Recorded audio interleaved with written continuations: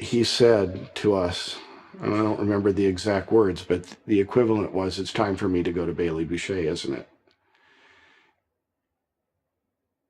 And we, I think we were both a little reluctant even then to answer that question as yes, because Bailey was someplace at that point where you ended your life.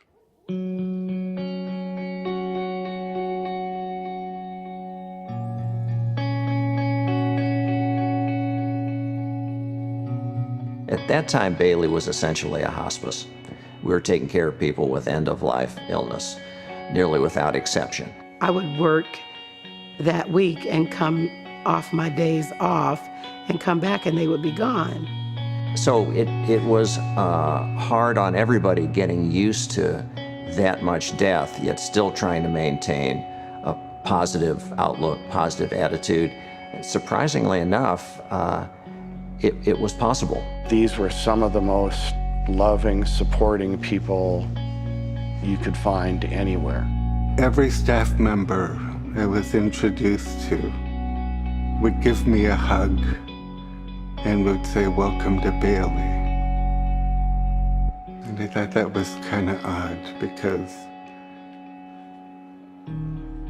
people didn't do that back then. My mom and dad came, and my brothers and my husband and my children came. And I remember that December 31st, there's not a lot of daylight.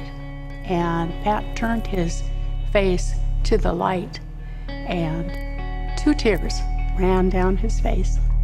When he took his last breath, it was like no one could really believe it because he'd been fighting so hard. He was just such a warrior. That when that moment happened, it's like... There was this force that kept pulling me upward and upward and upward to this light. The fact that you're not always going to be here, that's something you're going to wrestle with right up until the end. And she'd say to me, "Mom, I think death is really close. I feel it. I see it, in fact." And I'd say, "Well, how does it feel?" She said, "Oh, it's beautiful, Mom." People were like beams of light. Knew telepathically who that light was, who that soul was. So she'd get this big grin and put up her thumb and to the priest, like, "Okay, start your prayers." And he just slipped away. And he was gone. She died with a smile on her face. She died looking into my eyes. Because I used to be afraid of that. But it's a momentous occasion.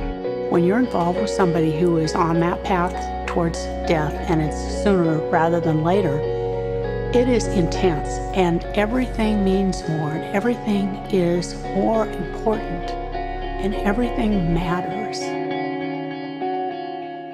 It's like a whole different life now when I think back on it. I'm still quite shocked, considering what we've been through, that I'm still here. I have to say I have 492 T-cells and viral loads undetectable. Death's tricky like that, You go for a long time and nobody dies, and you think, well, this is different. This is nothing to worry about anymore. But of course it is, because everybody dies. And I think each of us who pass through those doors have an individual story of how it touched us. I don't drive by there that I don't think of Rob, and I don't go like this for the people that are there. Bailey-Boushay has given me so many opportunities to be someone that I didn't know that I could be. We're all born. We're all going to die. I want someone to be with me that sees me. I want to be seen. I want to be heard. I want someone to be there to hold my hand. And that's what I wish for others.